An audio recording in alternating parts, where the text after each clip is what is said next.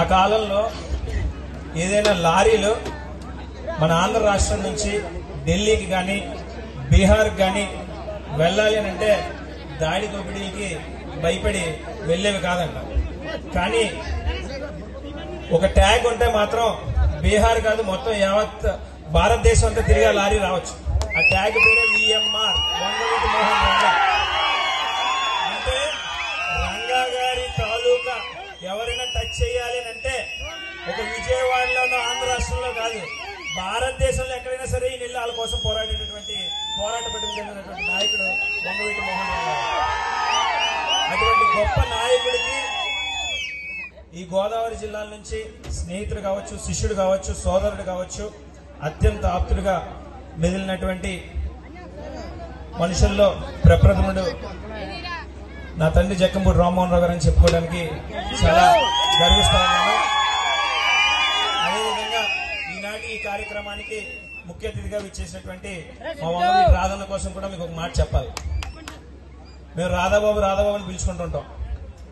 యాక్చువల్గా వయసులో ఆయన నాకన్నా పెద్ద ఆయనే, కానీ విజయవాడలో అందరికీ ముద్దుగా రాధాబాబు అని పిలవడం అలవాటు.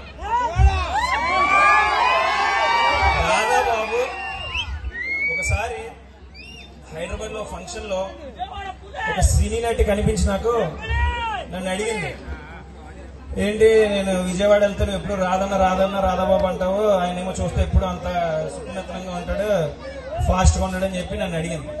ఆవిడకి ఆ రోజు చెప్పాను నేను, రాధాబాబు చూడటానికి శుతిమెత్తగానే ఉంటాడు, రాధన్నకి ఏది అవసరం లేదు, ఒక కనుసైగా చేస్తే చాలు, నాలాంటి వేల మంది తమ్ముళ్ళు ఆయన కోసం ప్రాణాలు ఇవ్వడానికి తన తండ్రి విషయంలో ఏదైతే అన్యాయం జరిగిందో అది మనసులో పెట్టుకోకుండా వచ్చే తరం కత్తి పట్టుకోకూడదు, కలం పట్టుకోవాలి, అప్పుడే వాళ్ళ భవిష్యత్తులు బాగుంటాయని చెప్పి ఒక గొప్ప ఆలోచనతో వంగవీటి రాధన్న ఎంతో విషయాల్లో ఎంతో గొప్పగా ఆలోచించి ఎన్నో విషయాలు జీర్ణించుకుని ఈ రోజున ముందుకు వెళ్తా ఉన్నారు.